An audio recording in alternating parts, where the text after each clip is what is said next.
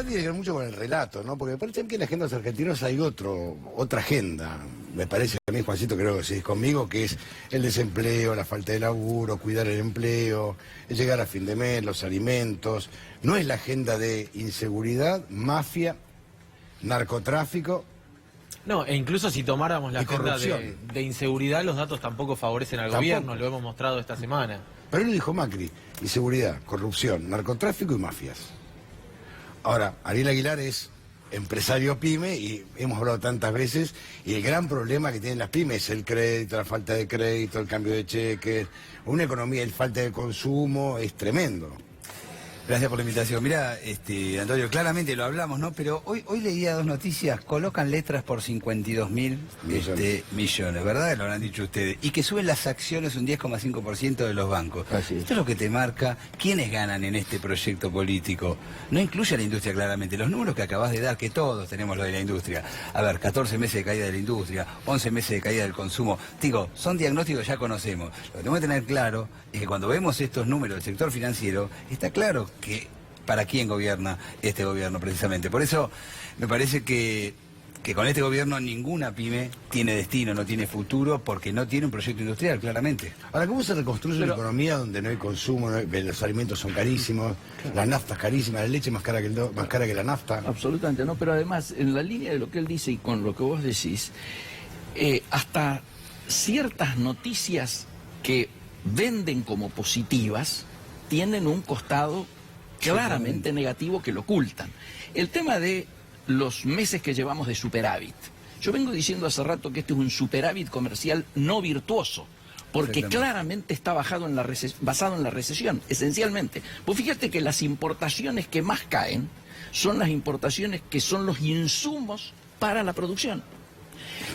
Y las exportaciones, diríamos, que crecen, obviamente son las primarias, vinculadas al agro desde ya, la primaria. Y fíjate que las manufacturas cayeron 11,9%. 12%, sí, yo vengo diciendo 12 para redondear, 12% cae en la manufactura de origen industrial. industrial. Porque te están acostumbrados a hablar, vos metiste porque...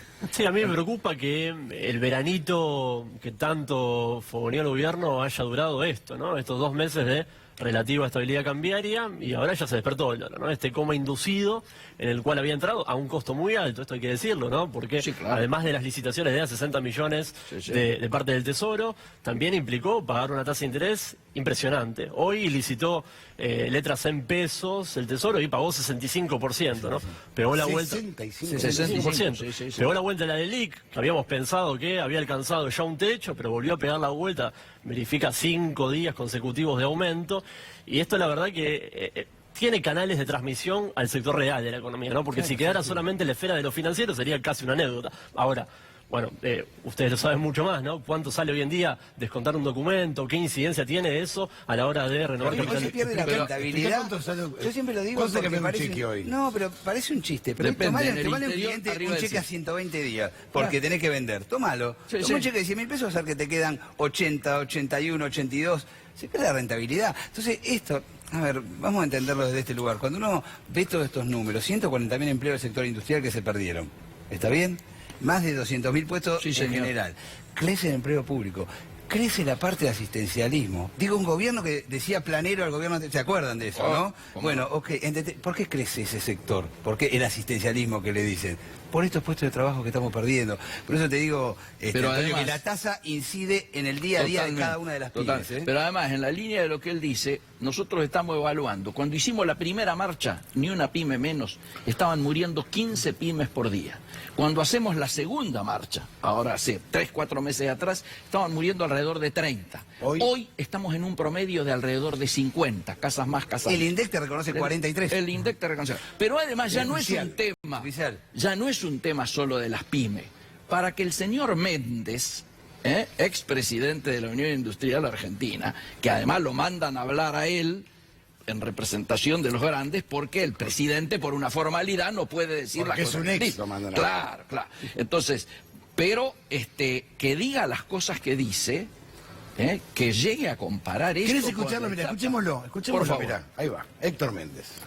A mí me defraudó todo lo que hizo. Yo no era amigo, ni lo conozco, ni tengo relación, y no me puedo quejar de nada. Pero la verdad es que lo que puso no fue amor por el sector industrial. Y yo lamentablemente tengo una deformación profesional. Soy industrial absoluto, total. No soy un político. Y como tal pienso que la Argentina tuvo un proceso de enorme deterioro en la actividad industrial estos últimos 3 años. Uno habla de la época de Martínez de de esa época hay que hablar, hay que referirse para atrás bastante. Esto ha sido más duro que eso, ojo. Él habla de la silla rota, claro, sí, pero mirá, pero sí es político. Y sí jugó políticamente claro. en un proyecto que no incluía a la industria. Sí. Nadie es inocente en esto, tengamos claro esto, ¿eh? No, además, porque cuando hablamos de Martínez de Oz, del proyecto de país, y cuando lo decimos a algunos que por ahí estamos identificados con el gobierno anterior en términos de lo que era a nivel industrial y demás, pareciera que somos golpistas. Y lo dice alguien, ahora lo levanta porque lo dice alguien que en teoría, no en teoría, apoyó a este gobierno. Pero me parece muy bien que lo reconozca y que nos pongamos todos del mismo lado y defendamos la industria por sobre todas las cosas, ¿no? Esto Ahora, yo acabo de volver de Europa. Volví el jueves por el tema Unión Europea-Mercosur. Básicamente España e Italia, con la que venía trabajando hace 20 años en este tema. Que la industria esté en esta situación, cuando acaba de firmar un acuerdo de libre comercio, ¿no es cierto? Está bien, empezará dentro de 2 años. Sí, más o menos. Hay salvaguardas, etcétera y demás.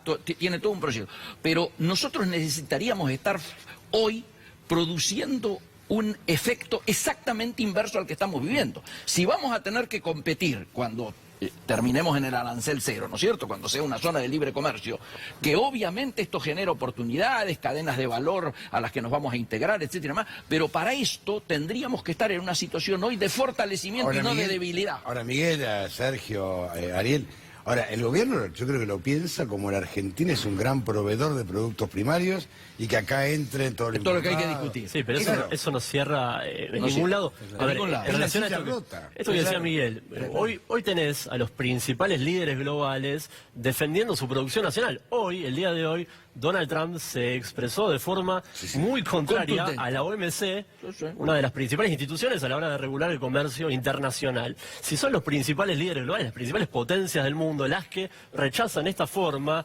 de, liberalismo totalmente encarnizado, me parece que ¿qué le queda a los países en vías de desarrollo? ¿Qué le queda a los países que no tienen una competitividad, una escala global como la que tienen estas economías? Por eso Bloomberg hoy te pone que nuestra economía, o ayer, es de las más vulnerables en términos de los emergentes. Obviamente, en la línea de lo de... Dejaron un poquito a Juan, a ver. Una te pregunta... conozco, Miguel, yo sé que me vas a... No, porque...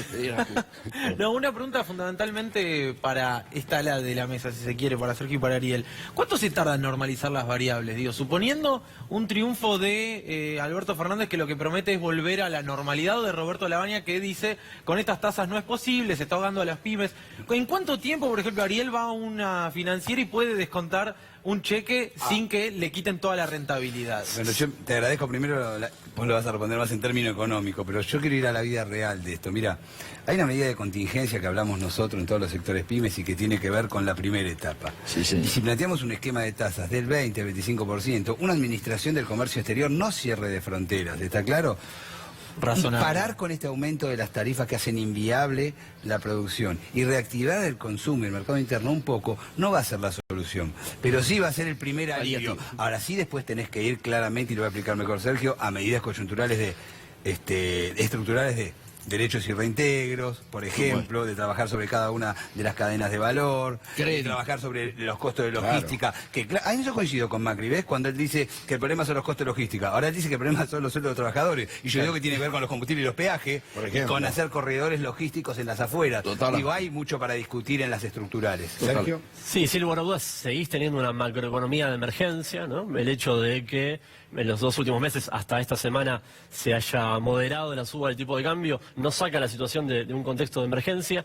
No hay país en el mundo, somos el primer país en el mundo con estos niveles de tasa de interés que, como ya comentó Ariel, hacen inviables a la producción, pero no es la única variable que está totalmente descontrolada. Bueno, tenemos la tercera inflación del mundo, tenemos uno de los niveles de crecimiento negativo, como le gusta decir al ministro Duhovne, peores del mundo también, y los salarios hoy en día siguen cayendo, a pesar de estos programas que intentan buscar dar una suerte de alivio, siguen cayendo en promedio los salarios un 10%. La verdad es que eso no es algo propio de la habitualidad de una economía que se está estabilizando. No existe economía en el mundo en el cual el promedio de los trabajadores registrados pierdan 10% de sus salarios. Y pasamos de primer lugar en Latinoamérica a séptimos. Hoy estamos séptimos en Latinoamérica en salario real. Ahora, ¿por qué la Argentina va contramano de toda Latinoamérica? La Argentina va contramano de toda Latinoamérica.